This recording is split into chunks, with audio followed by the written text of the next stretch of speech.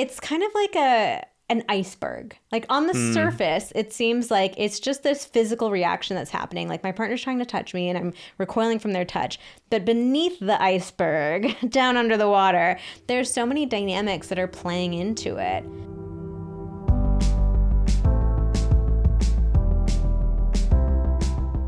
Hello and welcome to the Pillow Talks podcast. We're your hosts, Vanessa and Xander Marin. I'm a sex therapist with over 20 years of experience. And I'm just a regular dude.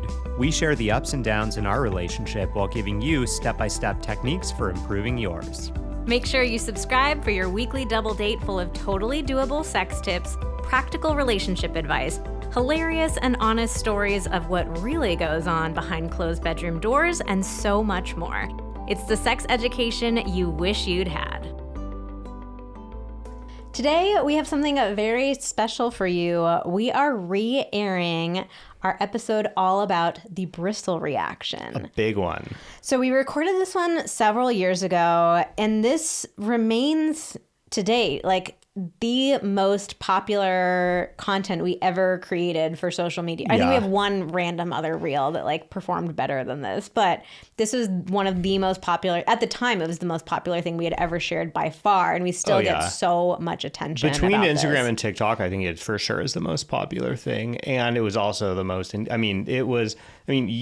this topic literally spawned a New York Times article that like defined the Bristle reaction as a term.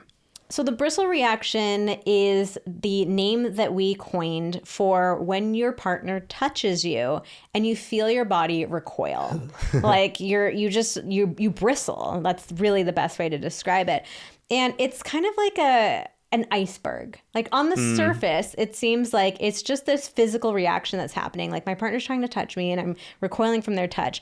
But beneath the iceberg, down under the water, there's so many dynamics that are playing into it. So we wanted to make a podcast episode to really break down, what is this reaction? What is happening? Why is it happening? And we talk about things like how sex gets initiated in your relationship, the level of touch, especially non-sexual touch that you guys have in your relationship, the connection that we make between touch and this pressure that it's supposed to lead to sex. Yeah, the amount of emotional intimacy that you guys have in your relationship. Yeah, there's so much that goes into this. And we've also gotten just incredible feedback from our community saying like, just knowing that this is a thing, that it has a name, makes me feel like I'm not alone. It makes me feel like I'm not broken. Like our relationship isn't doomed, or I'm this like horrible person for having this reaction to my partner that I'm like presumably supposed to love. Yeah, I mean, I think a lot of people who experience this have a lot of guilt and shame and think, there's something horribly wrong with me that I'm doing this to the person that I love. I need to fix it. Something is wrong with me and I need to fix this. And unfortunately, you alone can't fix the Bristle reaction. It is a relationship issue, is something that you both, like, we need to fix. We need to address together. It's not just like, hey, you need to stop bristling when I touch you. Like, I mean, the only way to fix that on your own is to basically like force yourself to receive your partner's touch or to receive physical intimacy from your partner, which is absolutely not good for anybody. We would never recommend that. But yeah, this is absolutely something that both partners have to address together as a team. It is a team issue. It is not a one person problem. So we decided to re-air this episode because, like I said, it came out several years ago, and we know like we have so many new listeners in the Pillow Talks community. If you're pretty new here, hello, we're so excited to have you. So you may have missed that episode, or even if you were a regular listener, like maybe you were on vacation that week or you just forgot to listen or something. Yeah, this is really foundational content. Yeah, we wanted to go back and give people another chance to listen to this episode. And even if you remember listening to it, it actually is so valuable to listen to things again. Like I go back and I reread books, I re-listen to podcast episodes because you hear things in a different way the second time. Like you might be in a different season of life and you just like something strikes you in a different way, or you heard a piece that you didn't hear the first time around. Like, it's just very interesting to go back and repeat things. So we hope that this is interesting and useful for you. We know that, again, this is just some of the content that's gotten the best response from people and so much interest and intrigue. But I do want to address a conspiracy theory. Oh, what's the conspiracy theory? So we just started Reairing episodes. Occasionally. Like, yeah, every once in a while. We've only done 2 so far. And they were kind of similar episodes of like, this is really core foundational content. We want to give people like a second chance to reread it or to re-listen to it. Especially the much older stuff. Yeah. And so, but we were looking on Spotify and there was a woman who said, this is not a re-air. It was about our butt stuff episode. She's like, this is not a re-air. I have listened to that original episode, and this one is very similar. They say all the same things. They make all the same jokes. They have all the same reactions, but this is a new episode. It's not the old episode. They re-recorded it word for word, reaction for reaction. And all I can say to you is, that sounds exhausting. Why would we do that? I totally appreciate people who are regular listeners and who are like, I remember that episode, but I swear we're not. We're not deceiving you. This genuinely is a re-air. We didn't re-record it like word for word, reaction for reaction. It is a re-air, but hopefully that clears that up. Did you suspect that? Did anyone else suspect that? Hit us up on Instagram and let us know. That really cracked me up. All right, but without further ado, let's get into the Bristle reaction. So I have a friend who's a big name in the wellness space who is telling me all about the power of silk pillowcases. And I have to admit, I was a little bit doubtful at first. I'm like, a pillowcase, like, how is that important? I mean, I think you probably hear it's just like, oh, silk sheets.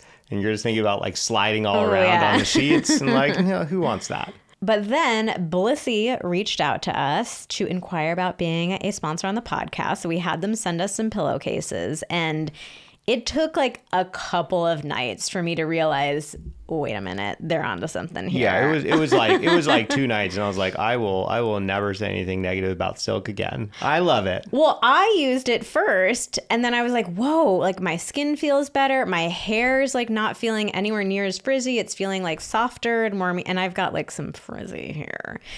But I started saying something, and then you're like, well, I want to try it then. I was like, damn it, now I have to give him one of the other pillowcases.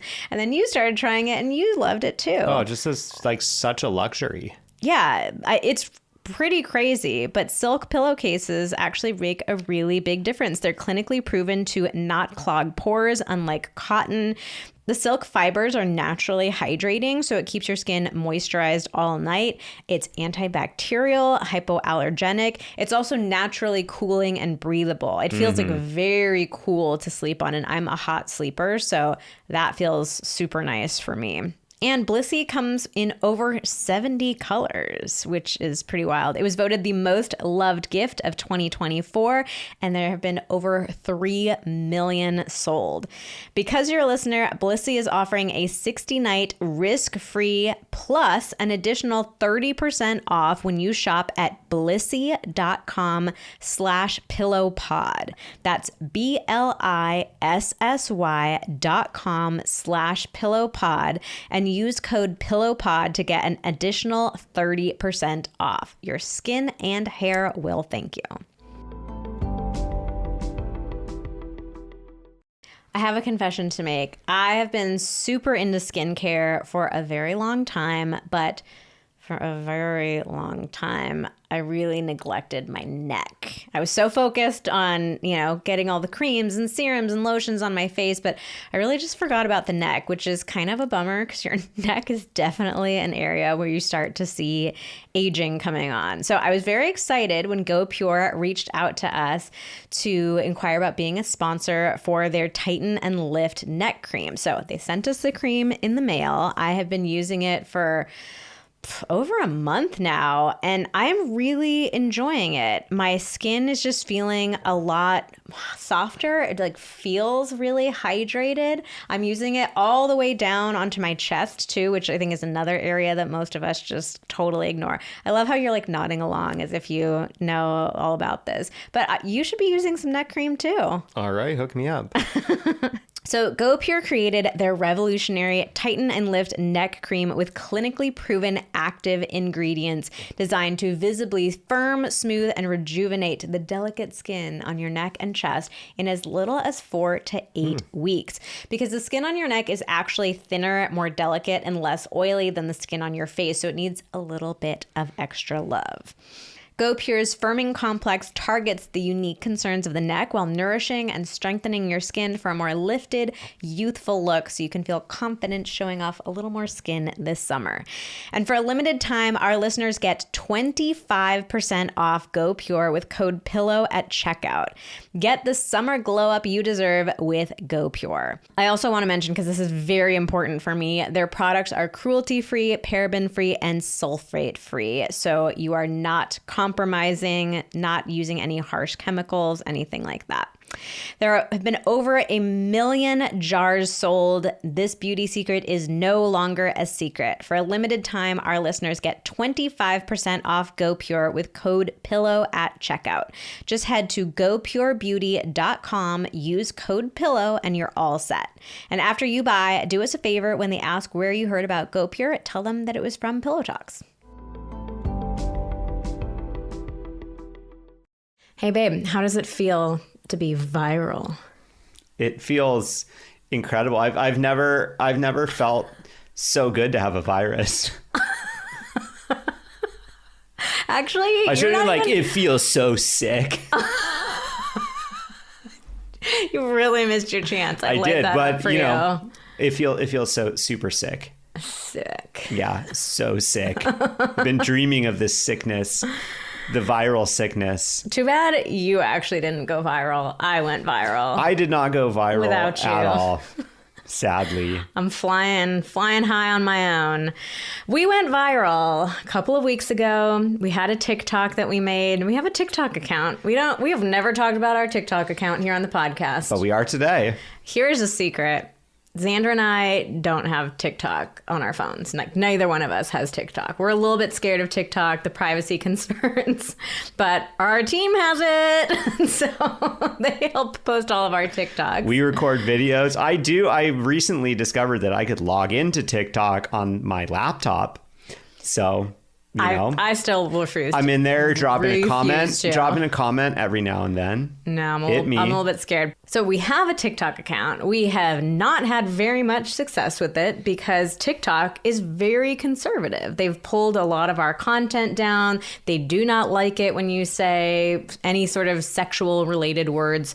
So we've had to try all the tricky things of like now instead of instead of sex, like SEX, it's $EX, you know, stuff like that. Or SEGS, SEGGS. It's like we all Very know creative. what we're talking about, but TikTok won't let us. So we've had very, very slow growth on TikTok because they just keep pulling our content and telling us our account is suspended. But we keep trying. And we finally did it. We had a TikTok that went viral. At this point that we are recording it, it has 7.7 million views, which is wild, bananas, and brought a whole bunch of new people into our community. And this particular TikTok was about the Bristle reaction. This particular TikTok was also Vanessa's very first foray into the realm of get ready with me videos. Get ready with me. Yeah, it was pretty fun, actually. I'm like, well, I already have to wash my face and put on my skincare, so might as well do some work I know, at the same time. You love a good multitask. It was a good multitask. So let's play this TikTok for you so you can see what it's all about. Get ready with me while I talk about why my husband and I make out every single night. Hey there, I'm Vanessa Marin. I'm a licensed psychotherapist specializing in sex. So here's how it usually goes in long-term relationships. When you first start dating each other, it's like you can't keep your hands off each other, right? You're always touching, always kissing. But the pattern for most people is that once they get into a long-term relationship, they really stop touching and kissing so much. And eventually it gets to the point where the only time that you're like really kissing each other is when you're trying to initiate sex. But what happens for a lot of people, especially if you're the lower sex drive partner in the relationship, is that you start becoming avoidant of any sort of touch or kissing. Like if you're not wildly in the mood, you don't want your partner to kiss you and think that it's going to lead to more, right? But this only further intensifies that connection that kissing has to or is supposed to lead to sex. And this can even lead to what I call the bristle reaction, which is when you become so hypervigilant to your partner's touch or kisses that you actually can feel yourself bristle whenever your partner comes in to try to make contact with you. So the intent behind our nightly makeout sessions is to actually break the connection between making out and sex. We wanted to give ourselves lots of experiences where we were making out and it wasn't leading to sex.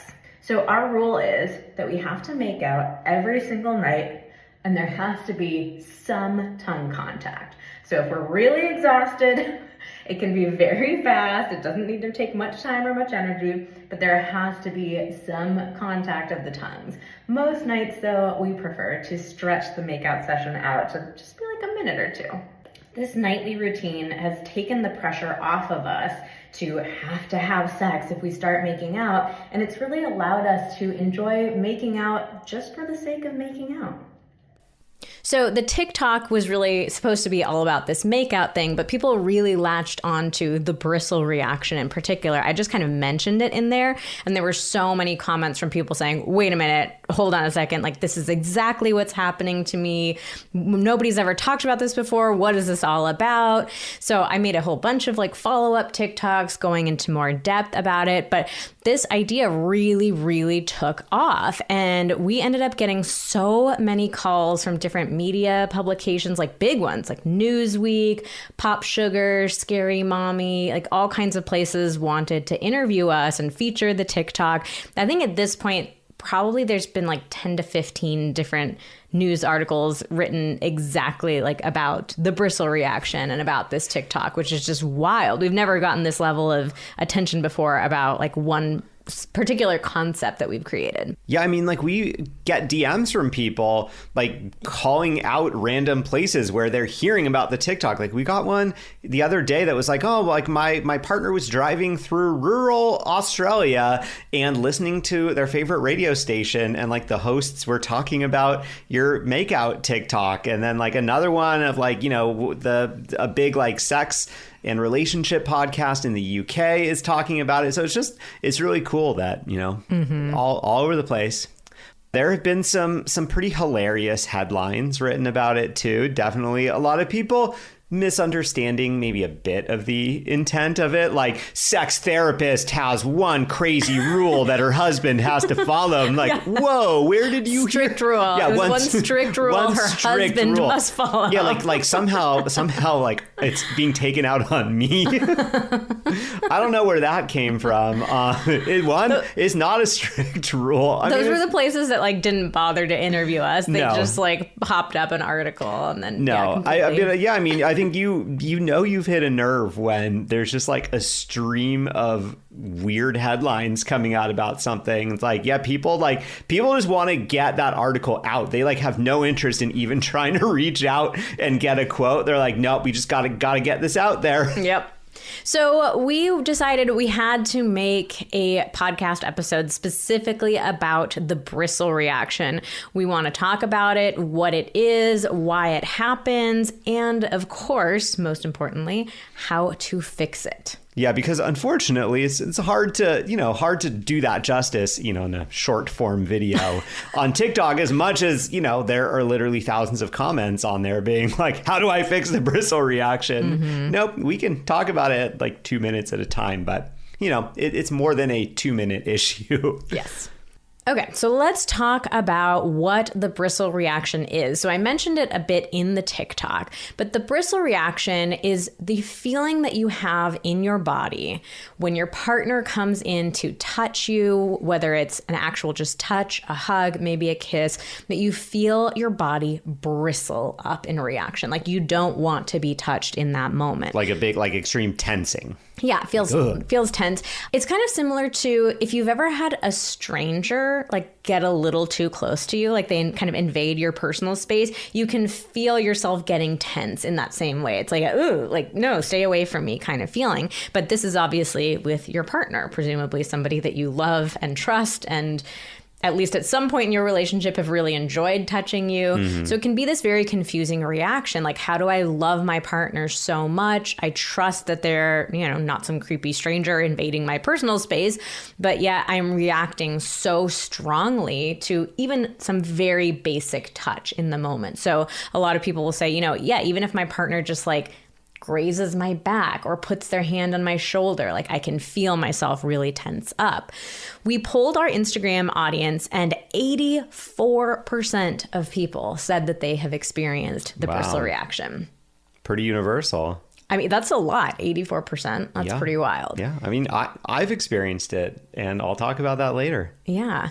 So I came up with the concept of the bristle reaction, and I decided that I really wanted to have a specific name for it because it is so common. I've talked about it with so many clients. Whenever we talk about it on Instagram, people really resonate with it.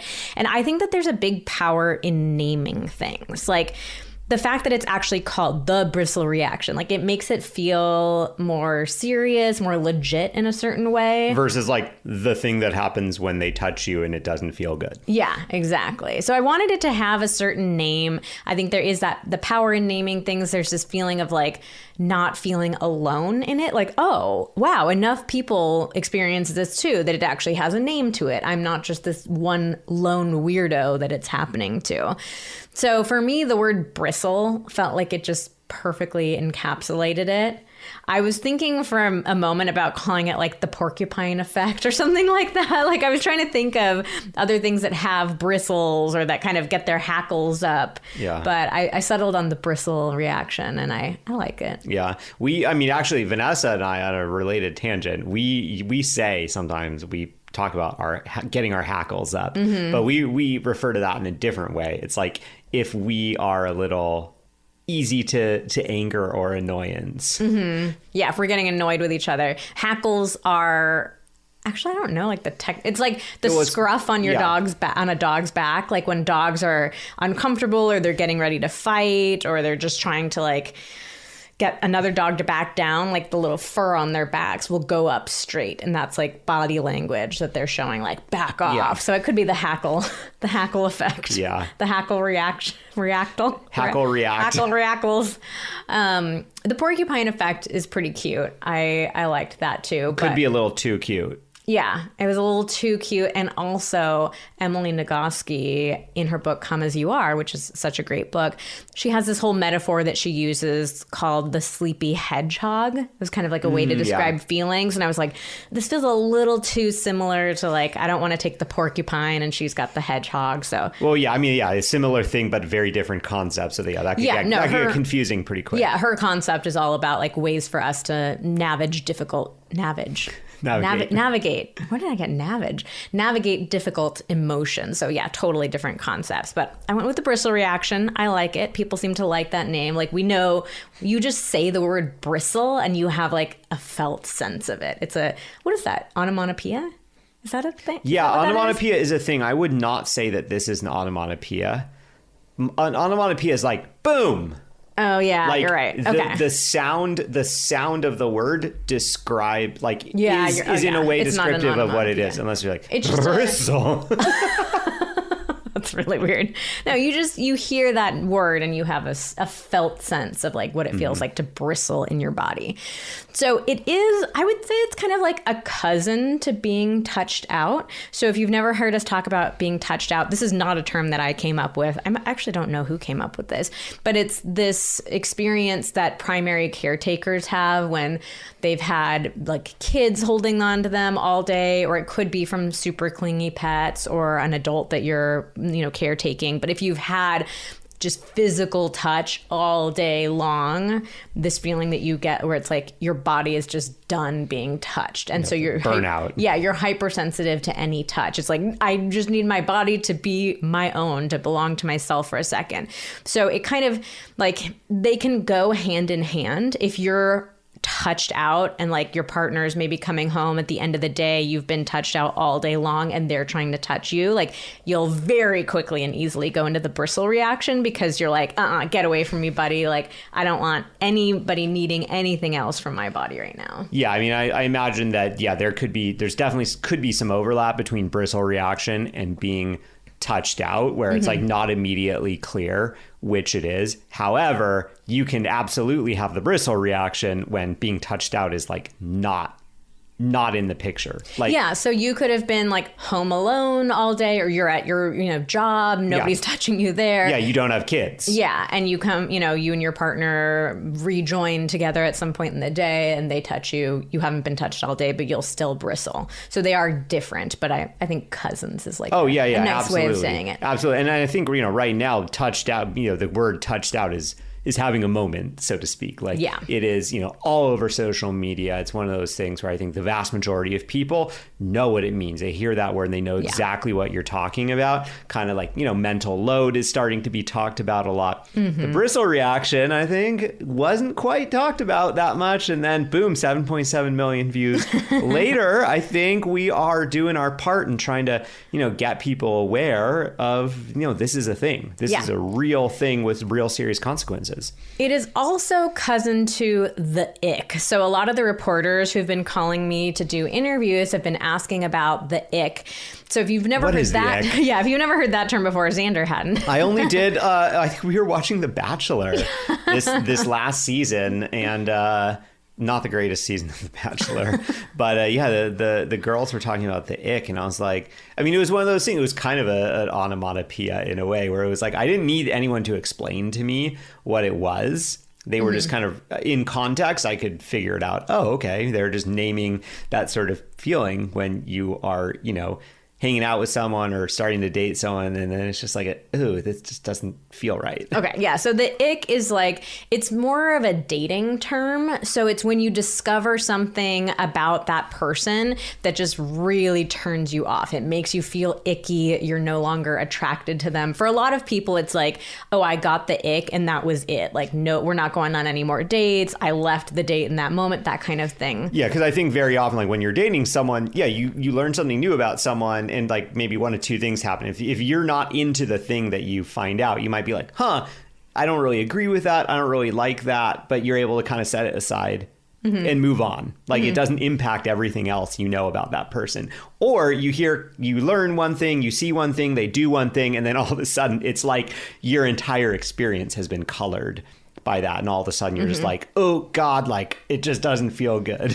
So the ick happens more with dating, whereas the bristle reaction happens more in long-term relationships. But I can see where people could kind of get this confused, because the bristle reaction, if it's something that keeps happening to you, like you're having a visceral reaction, you're having what feels like an ick reaction essentially to someone that you really love. And so I could see how this could be a confusing experience. You're like, God, it kind of feels like that thing where I'm just like, this person that I think I love, I really think I love them inside, but then like they're doing something and I'm just like feeling super repulsed by it. And that could be a confusing experience. Like, well, what does this mean? Are we not right? Is something wrong? Like, am I just grossed out by them entirely? So I think it's, hopefully if you're hearing this and you've had this experience, hopefully it can be powerful to know these are two very different things. Like because with the bristle reaction, it could be like, yeah, right now it doesn't feel good. But then like an hour later, you could be like having a conversation with them and be like totally happy and in love and into them. So it's not like, oh, you're just completely unattracted to them entirely. And also the ick can happen with zero touch too. Yes. Like it doesn't have anything to do. So I would say like the ick is a distant second cousin to the bristle reaction. Yeah. Okay, so what the heck causes the bristle reaction? How do we get to this place where we love this person so much and yet we are recoiling from even the most simple touch? So there are 3 main causes of the bristle reaction.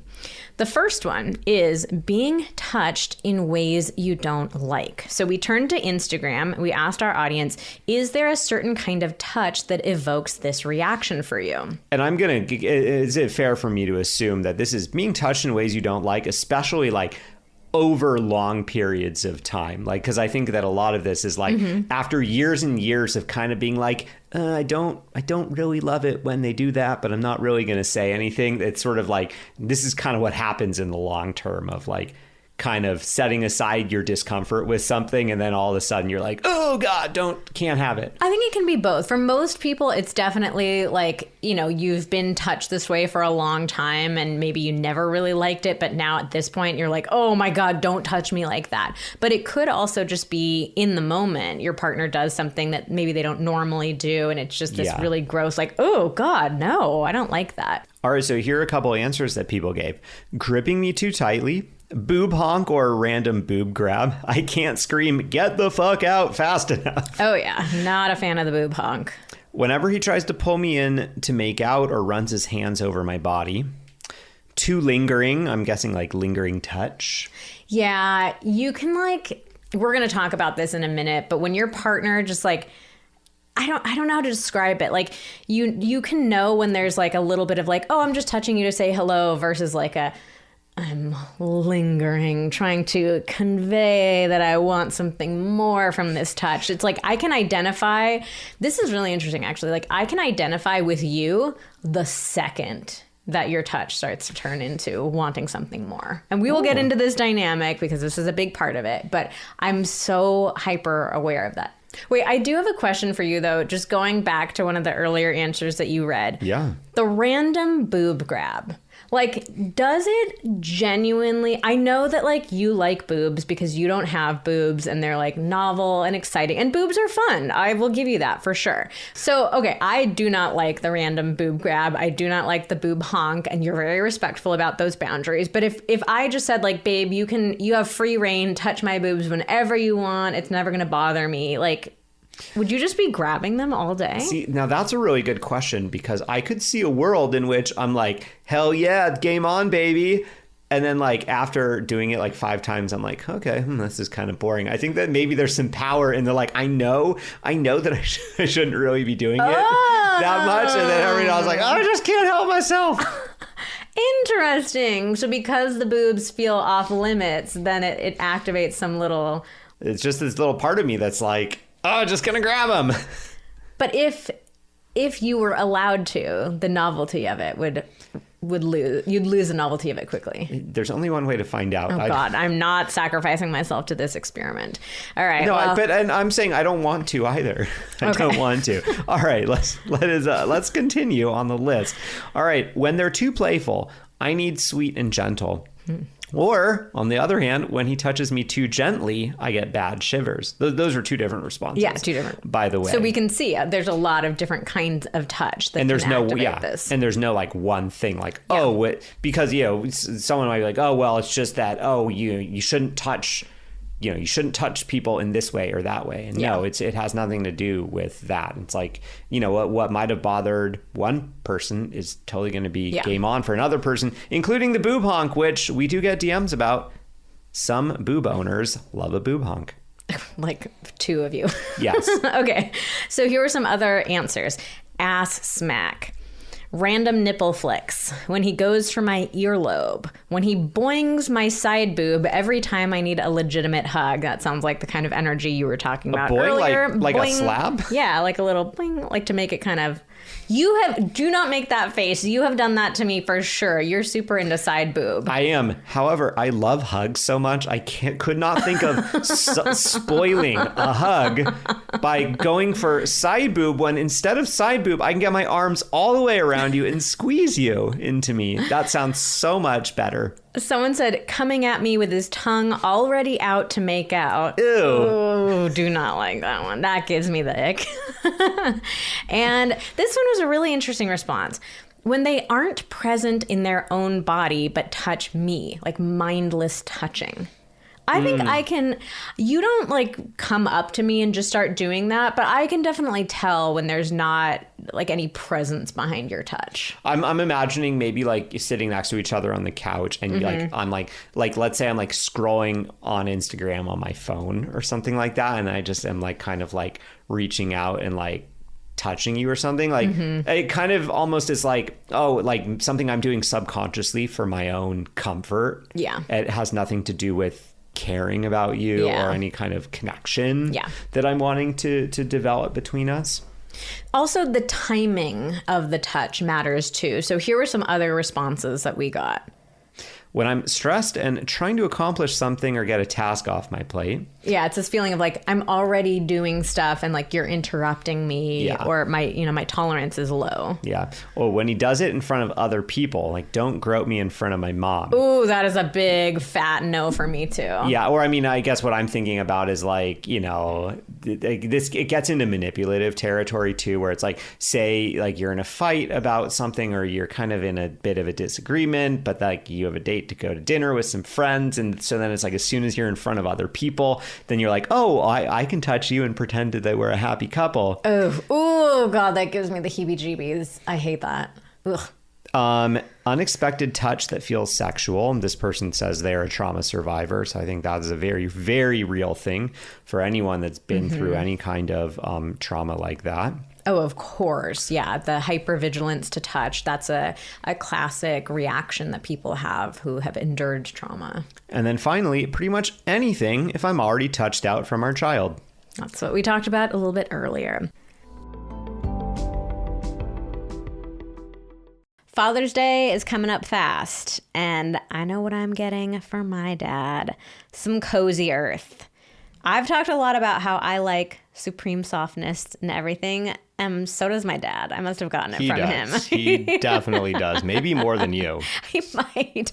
My dad's dream is if he ever won the lottery, he's like, I would buy myself a new pair of socks for every day. And my dad loves Cozy Earth. We have already gifted him sheet sets, towels. He just totally raved about them. In his towel warmer. Yeah, he has a towel warmer that sits next to the shower. He puts the Cozy Earth towels in the towel warmer, and he is a happy as a clam. Cozy Earth also has incredible clothing too, like great pajamas, amazing like soft t-shirts. So if you just want to give your dad the gift of softness, coziness, luxury all day long, definitely check out Cozy Earth. They have risk-free purchasing with a lifetime warranty on all apparel items. Cozy Earth makes comfort that lasts, and this Father's Day, he deserves it. Go to cozyearth.com and use code PILLOW for 40% off all men's apparel. For the dads who work hard during their 9 to 5 and deserve the best during their 5 to 9. So the other day I was folding laundry. I had so much laundry to go through. I was getting a little bored and I thought, you know what? Why not make this a little bit more fun? So I slipped on my earbuds and I turned on some Dipsy. Ooh.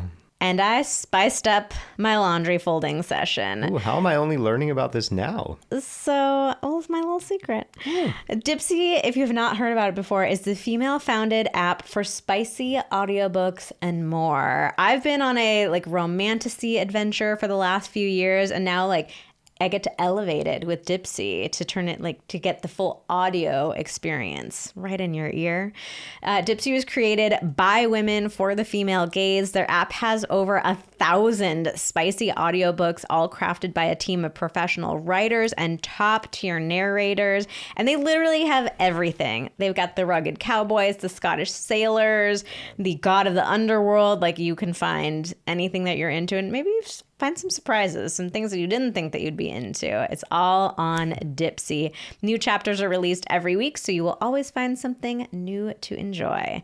And right now, you can get a 30-day free trial plus 25% off your annual subscription when you go to dipsystories.com/pillow. That's DIPSEA stories.com/pillow for 30 free days and 25% off your subscription. That's brand new. That's a brand new offer. So definitely jump on that. That's dipsystories.com/pillow. So we also asked our community, what do you usually do when you feel yourself bristle? We were curious to know, in those moments when you're feeling it, what's your actual reaction? By far and away, the number one response was endure. I just forced myself to endure it. And specifically that word too. And that was pretty terrible to read. Yeah, I feel sad. Reading that. I mean, it's kind of nobody wants to be just enduring. It's an awful feeling to have in the moment. You're feeling your body just recoil. And so to force yourself to endure that touch that you're really not wanting in the moment, that's awful. That's a really, really awful experience to have. And unsurprisingly, it is just going to make the bristle reaction feel so much worse. Because when you're bristling, your body is sending you a message. Your body is saying, I don't want to be touched. And if you are forcing your body to continue enduring that touch, your body's message is going to get stronger and stronger. No, I don't want to be touched. Hey, no, I really don't. What the fuck are you doing? I don't want to be touched. So I don't know why your body is so high pitched, but but you're just going to feel the bristle reaction stronger and more often if you are forcing yourself to endure it. So we will get back to this when we talk about how to fix it. And I mean, eventually it also, might manifest itself in other ways. Maybe, you raise your voice, you get into an argument or something, because when we repress one emotion, eventually it will come out in the form of another emotion. And so, it's if you find yourself doing this, you can very likely identify some other things that might be that you might be doing or might be happening that you don't feel very good about. And there's a good likelihood those things are related. Your body is needing to release that in some way or another. Okay, here are some of the other responses. Feel guilty, tense up, and seethe inside. Oh, yeah. So there's another thing, that just the seething. So, yeah, if you are enduring something that you don't want, first you're going to start to feel resentful. And eventually, you're going to see resentful. It's sort of in that moment, you're like, oh, God, this motherfucker. And then the seething is even, in a moment where it's not happening, you're just you can't stop thinking about it. Cringe and grit my teeth, feel annoyed yet obligated. I just stay quiet. I pull him away, tell him I'm not in the mood. So this was one rare response of somebody who stopped the touch. And then here was another interesting response. I put my hand on theirs and guide it to where I want it to be. So this was a very rare response. The vast majority of people, like we said, were enduring the touch in one way or another. But I liked this idea of redirecting your partner in that moment. Yeah, I mean, I think that's great if you are, maybe not in full bristle mode. Because I think that, when you're full on in 100% bristle, you're not there's not going to be anywhere. oh, just touch me over there. But this could be kind of a, more of a, if it's a minor thing or it's oh, okay, yeah, I'm just not happy with you grabbing the boob, but I would be happy with you, grabbing my butt or something. Then it's okay, cool, let's redirect. But I think that would be one that you would only want to try if you were open to another kind of touch. Yeah. Okay, so that was all for the first cause of the bristle reaction, being touched in ways you don't like. The second cause is not enough non-sexual touch. Interesting. So the answer to the bristle reaction is actually more touch. We will get to that in a moment.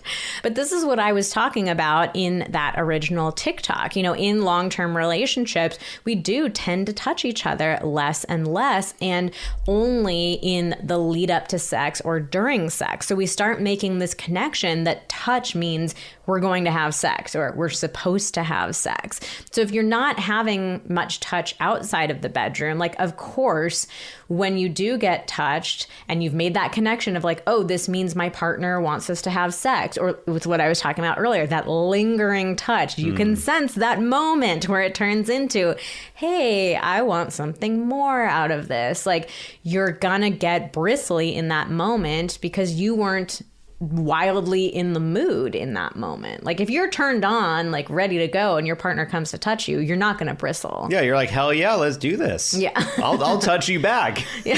So that's number 2, not enough non-sexual touch. You've made this connection that like touch creates this obligation or this pressure to have sex. Yeah, and because it's so much easier to say no to touch either verbally or physically by pushing away than it is I think this is like the false assumption that we make is like what our brain in a split second says is it's going to be easier to say no to the touch than it is for me to say no to the sex. Yeah. And because saying no to sex if you're ranking all these things, I think subconsciously we go, oh, no to sex, that's like a 10 out of 10 in terms of awkward, challenging, whatever. I will do anything in order to not have to do that, including completely, cutting off my partner who I love from touch. Yeah, so it's like, let me stop it now before it leads into that. It feels a little bit easier, which is really overlaps a lot with the third reason for the bristle reaction, which is indirect sexual initiation. So if you and your partner are not initiating sex with your words, if you're just initiating it with physical contact, then that's exactly why you can tell when your partner has some sort of ulterior motive behind their touch, the touch that lingers once again. Or you think they have an ulterior motive. I mean, I think that's the real challenge with nonverbal or always nonverbal sexual initiation is that, you can very quickly get to a point where you go, oh yeah, they're for sure trying to initiate sex. I don't want to initiate sex. They're not saying anything. I'm not going to say anything back. I'm going to bristle or I'm going to push them away, whatever it is. But the reality is, you don't know. Like, it might be that only 50% of the time they're actually trying to initiate sex. They might be actually trying to touch you because they love you. Yeah. But you don't know that. So all three of these things are very interrelated, but it really leaves you with this experience of feeling on guard all the time. It's like your antenna are always up, like, are they trying to initiate sex? Do they want something? Like, what's going on? I got to shut it down as quickly as possible. And so it just creates this tension that's always in the body and very quick to come out in those moments. We also wanted to explore some of the gender dynamics that can come up around the bristle reaction. So to be clear, the bristle reaction, it does not discriminate. It can come up in any relationship of couples of any gender, any orientation. But we wanted to explore how this comes up in male-female relationships. So we asked our Instagram audience, if you're a woman in a relationship with a man, do you think you have the bristle reaction more often than your partner does? And if so, why do you think that's the case? So most respondents said that they felt like the woman does have the bristle reaction more often. One woman wrote, primary caretaker problems, like I'm touched out due to kids. Another woman wrote, yes, because everyone needs me all the time, even if he's sitting right there. Yes, I initiated much less often, so he took any openness to touch as a good sign. This ties back into the initiation issues. If you're not initiating sex directly, then if you're, letting your partner touch you, it's like just so easy for them to think like, oh, let me just, I've got the green light. Let me go for it now. It's now or never. Someone else said his love language is touch, and that is my least loved love language. A little tongue twister there. And this was an interesting response. One woman wrote, yes, usually his touch is sexual, but not romantic. I think that's or like really, for her. Yeah, for her, it feels sexual. It. It doesn't feel romantic. So when I was reflecting on these gender dynamics, there was one thing that I was thinking about, like as women, we are really socialized that our role around sex is to kind of be the gatekeeper. Like we're supposed to put the brakes on. We're supposed to say no. We're supposed to slow things down, and the role of men is supposed to be to initiate, to push it further, to keep going, to get what you can. Yeah. I mean, I think like the whole stereotype, between men and women when it comes to having sex for the first time is like, the stereotype at least is that like the guy's up for it whenever. And it's just like, when he's going to lose his virginity, when is she going to say yes? How long will it take before she says yes? What do we need to do in order for her to say yes? I think there's just this idea that it's like, it's all on the woman whenever she's ready, because he is implicitly ready. Yeah, but even beyond, the first time that you're having sex or the first time you're having sex with a new partner, like still those dynamics are in place. Like we've talked about this before on the podcast, this idea that men are supposed to be the initiators. And, so I just think that there's this instinctual reaction that so many of us women have. And I'll just speak for myself here. Like there have been times even when you've initiated sex really clearly, I'm like on board with it, but I still feel this like little moment of hesitation. And I think that's from just years and years of being socialized that like I'm supposed to put the brakes on things. And so even now that I'm like following the rules, we're married and we're in this committed relationship, like there's still that reaction that comes up for me sometimes of like, oh, I'm not supposed to let this go. Like you're my freaking husband, but like I still, get this feeling, and it's not about my own desire. It's like this really deep instinctual feeling. So I think that can be part of it. And another thing that can be part of it is I think this is an invitation to ask yourself, like, are you saying no in other areas of your relationship? If you feel like you always have this knee-jerk no reaction to sex or to touch, sometimes our bodies can like convey a message that we're struggling to convey in other areas. So that could be a whole other episode here, but I just wanted to kind of label that it is an invitation to take a look at, am I saying no in other areas of this relationship? So it's kind of like, okay, well, this is one area where I feel like I can exert some control. Like, okay, I can push away his hand. I can say no to the touch. I'm allowed to say it here. And so I'm going to kind of go over the top saying it here because I would like to be saying it in other areas and I don't feel comfortable. And I think for most people that there's not an explicit connection there. You're not like thinking that what I just said, but that is very often what's coming up is that knee jerk is just, it's because it's like, you're probably seething about other areas of your life that you're like, oh God, I wish I could do something about this. I wish I could say something about this. And so then your body just kind of makes the choice for you. Goes, oh, well, I can do something about this, so I will. And again, to be clear, the bristle reaction can happen to someone of any gender. So actually, why don't you tell us a little bit about your story of how you were a little porcupine? It's a little porcupine. Porcupine.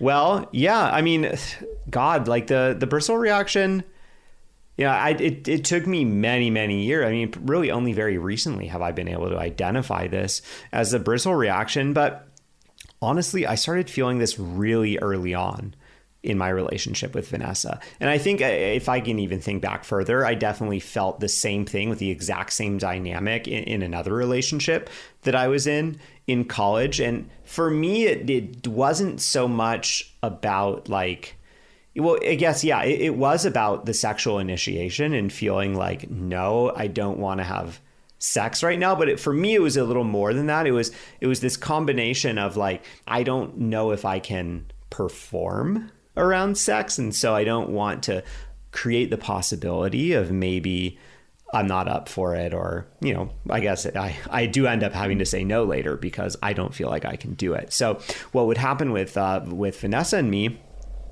usually this would come up, at least initially, this would come up after we had already had sex. So we would have had sex, we would be cuddling in bed, which I love.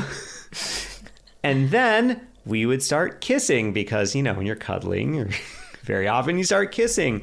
And, you know, Vanessa would be kissing me with more and more tongue, or at least this is my experience. Because the reality is I was also giving her the tongue too. But like my experience would be like, I would really just like to cuddle here and then fall asleep soon. And then and my experience would be, well, Vanessa's coming in hot with that tongue. And man, she's like, you know, it feels like the intensity of these kisses are going up. And I would be like, well, God, like she must be wanting to have sex again. And like, I just did it. And despite me, you know, being a 22, 23-year-old virile man or whatever, like I'm in the middle of the refractory period and I don't want to have it again right now. And I would just get super in my head of like, well, what am I going to do? Like, this is obviously leading to more. Or, you know, I might have even felt this obligation like, oh, well, I'm supposed to take it to the next level because that's my job. She starts showing me that she's into it, like by giving me the tongue. And then like, I'm supposed to take it the next step. But I don't think I can. And yeah, so I would start to kind of, what Vanessa would notice is she would be like, her experience is that I would kiss her off. I would be trying to like do a kiss that would result in like our mouths closing. Or maybe I would pivot towards more of just like a hug or a cuddle. And yeah, I never said anything about it. And I mean, I feel horrible. I feel really bad about that because, you know, then she would make a comment every now and then of like, oh, like you're kissing me off. And then I would try to convince her how I wasn't. And that was very gaslighty. And I'm sorry. Thank you. It's interesting to talk about this now too, because looking back at those times, like I don't think I was trying to go for an immediate round two. And I definitely didn't have this expectation that like you had to do it. Yeah. And it's ironic. So it's like I wasn't even going for the thing that you thought I was going for. And it's also ironic and difficult because then you ended up kind of closing yourself off to post-sex intimacy, which actually is one of your favorite things. Oh, yeah, I know. And which, to be brutally honest, is like something we don't really do a ton of anymore. Like we kind of broke that like it created a new pattern of like, oh, this is getting really uncomfortable for us to like hang out and continue like cuddling and making out and extending the intimacy. And we never really like got back on board that train. Yeah. Well, huge opportunity now. I've got some wheels turning in my head. Yeah, I mean, we were just talking about this before we started recording. And yeah, I mean, this is one of those things. If I could go back, I so wish that, you know, knowing what I know now, that I could do this differently because, yeah, I mean, like if I had just been capable of having a conversation about it of like, oh, like I'm telling a story that you kissing me with this tongue means that you are wanting more, you're wanting to go for round two. Like, is that what is actually going on? And I think very likely you would have said no, like, hey, I love making out with you. Yeah. It makes me happy. It makes me feel connected to you. And that would have felt so good to me because I like making out with you and I like connecting with you as well. So because I did not want there to be any possibility of emasculation, of me feeling like she wants something from me and I can't give it to her because I'm not ready or able to right now. And I don't want there to be any possibility that I might be exposed as being a man who has a refractory period, which is a totally normal and natural thing that literally every guy has. I mean, God, yeah. I mean, that's what it's like. That's what it's like being socialized as a man. Mm-hmm. And I think so many guys would agree with that of like, oh, that I'm sure like 99% of men listening to this have been in that situation sometime before of being like, oh, am I supposed to be doing something now that I don't feel up to doing, but I can't say no, don't want to say no because that would be contrary to what I'm supposed to do. Yeah. Like, it's tough. It's tough. I wish that we weren't socialized that way. Yeah. I wish I could go back and do it again. So let's transition into how to resolve this. What do we do to fix this? If you are listening to this episode and thinking, oh my God, I do this all the time. So our first piece of advice is to share with your partner the ways that you actually like to be touched. This is such an interesting topic. It's a perfect example of one of those questions or one of those topics that seems so obvious, but so few people have actually had a conversation about it. Yeah, I mean, I think people would just go, well, this isn't something that we would ever even need to talk about. Kind of like kissing or something, like, oh, well, you just know how to, you just kiss. There's a way to kiss and you just kiss. Why would we ever talk about that? Mm-hmm. So we have an exercise in our book, Sex Talks, which, oh my God, I forgot to mention at the beginning of this episode, like the bristle reaction is in Sex Talks. Like, there's a big description of it, you know, talking about how it comes up, all of that. So go check out Sex Talks. But we also, in Sex Talks, have this exercise called the touch maps exercise, where you are really getting clear on like your favorite places and ways to be touched. And when we were writing the book, Xander and I did this exercise together, and even 15 years together of a sex therapist and her regular dude husband who talk about sex all the time, who wrote a freaking book about it, I did not know your top ways of being touched. I was very surprised with your answers. And also, brutal honesty, I have forgotten your answers. So we have to revisit this. I'm so glad you said that, because I was about to be like, so what were my answers? Because I don't remember. We'll have to revisit it. So, hey, here's another good piece of advice. I mean, because look, this is the reality, is that we all like touch in different ways. And even when we share with each other in a pretty formal way, you're gonna forget, because that's not your own lived experience. But you forgot too. It's just like we just kind of forget. That's what I mean, is that we both forgot, even though we've done the exercise. So it's just a reminder to people. Don't just do the exercise once. Don't just have, the sex talks once. Like, do them over and over. You got to have repetition to create those habits. Okay, so tell me, what is one of your favorite places to be touched and the way you like to be touched there? Not your penis. Damn it. I like it when you kiss my neck. Oh, I also like that quite a bit, but I will do a different one. I like it when you lightly tickle my back. That's not a surprise. It's not a surprise. Also, the top of your neck. Ooh, gives me shivers just thinking about it. So that's a great exercise to do. Definitely pick up Sex Talks to help you guys do it and revisit this. Have this conversation often. So I think if your partner knows the places that you actually like to be touched, like, we all want to give our partners pleasure and make our partners feel good. So if your partner knows your favorite places, like, they're going to want to go for those. It feels like easy wins. Especially if you give them positive reinforcement when they do touch the good areas. And, if you're essentially giving negative reinforcement for doing the boob honk, and then super positive reinforcement for, say like the nape of the neck scratch, they're going to be like, oh, hell yeah, I want to do the thing that I know is going to elicit a good response. Yes. Okay, another thing that I want to mention here is you get to have boundaries around your own body. So seeing the word endure over and over and over again when we ask people what they do when they experience a bristle reaction, it really broke our hearts. And we just wanted to give that reminder. Like, if you don't want to be touched, you don't need to be touched. Like, just because you're in a relationship with your partner does not give them complete access to your body whenever they want to touch it. Like, it's your body. You get to have some boundaries around it. So especially if you're somebody who has been in intense bristle reaction for a long time, or if you're somebody who has experienced any sort of sexual abuse or boundary violation, like, really allowing yourself to lean into those boundaries can be so helpful in eliminating the bristle reaction. So you can even set up some temporary rules to help you guys get past this. So one idea would be, you could have your partner ask permission to touch you.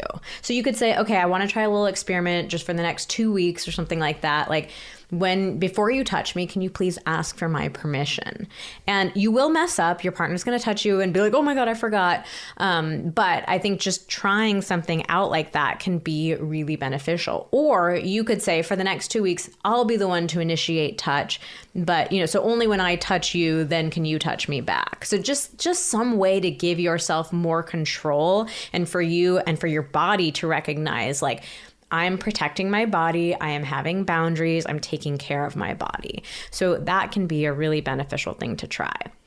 If you are experiencing being touched out on top of the bristle reaction, one thing that can also be beneficial is creating a little bit of transition time before your partner touches you. So if you've been, let's say, here's a classic example, like you're the stay-at-home parent, you've been touched all day long, your partner comes home from their office job, because being a stay-at-home parent is a job, it's not working. But your partner comes home, maybe they need to take the kids for 5-10 minutes while you just sit in a quiet, dark room by yourself. They lock yourself in the closet.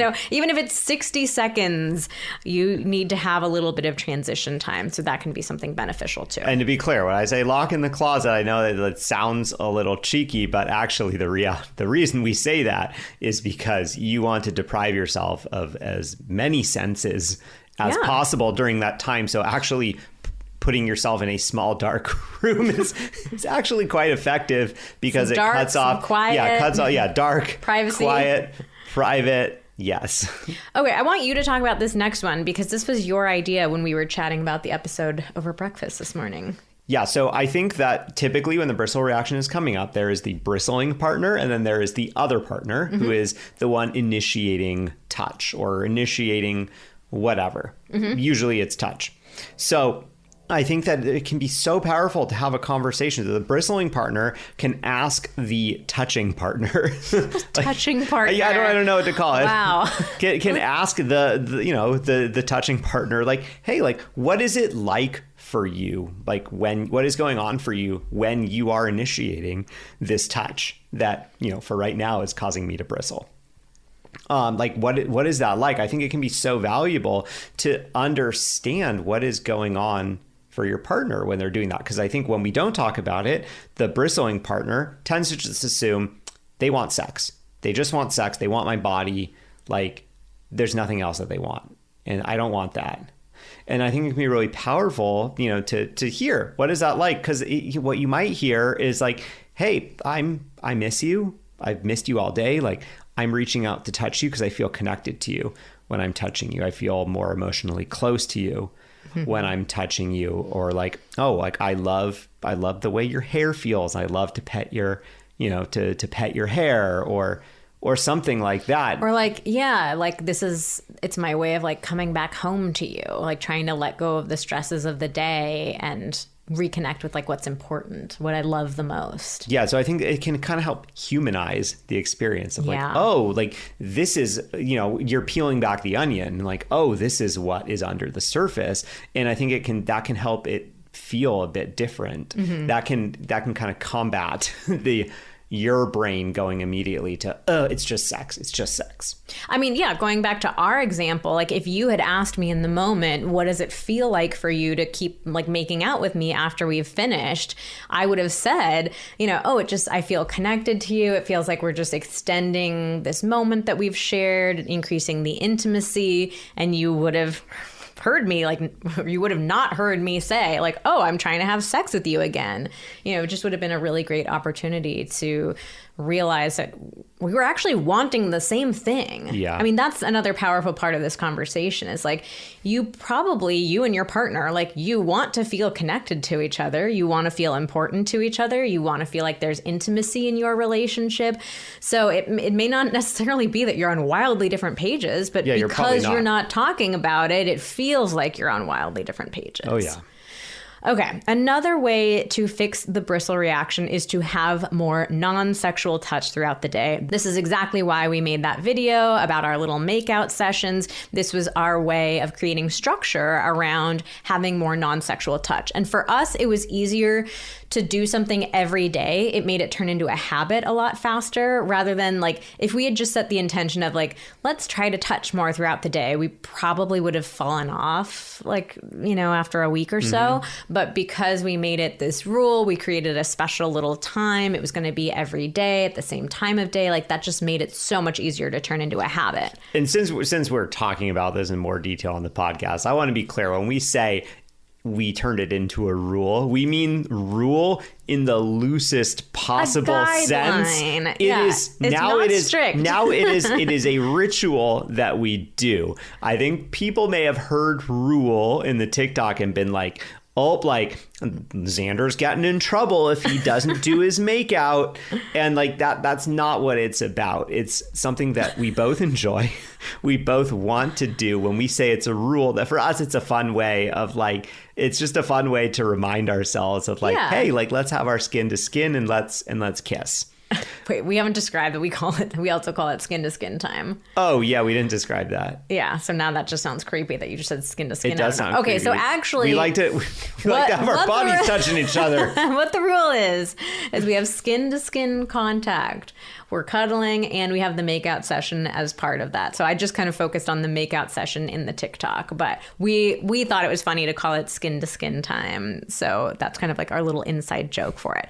But to be clear, it doesn't have to be making out. Like touch all throughout the day is going to be more helpful. It doesn't have to just be at night. It doesn't have to be a guideline or a rule. Like if you feel like you could say like, let's just try to touch each other more often and you'll actually follow through, you can just go ahead and do that. If you do want to spank each other, if you break the rule, then you can do that as well. Oh, saucy. Okay, another way to resolve the bristle reaction is to initiate sex more directly. Hey, this is a good one. Whether or not you're in the midst of a bristle reaction, this is a good guideline 100% of the time. Abso-freaking-lutely. So when you are more clear with your initiation, then it allows you to let your guard down. You're going to know, like my partner will initiate with me clearly and directly. I'll know when they're initiating, so I don't have to be so on guard for like, are they initiating? Are they trying to initiate now? Are they trying to initiate now? Initiate, don't assume. If you're loving the podcast and wondering, okay, but how do I actually put this into practice in my relationship? Well, then you're definitely going to want to check out our membership, Deeper. It is hands down the best and the most affordable way to take your relationship from good to great.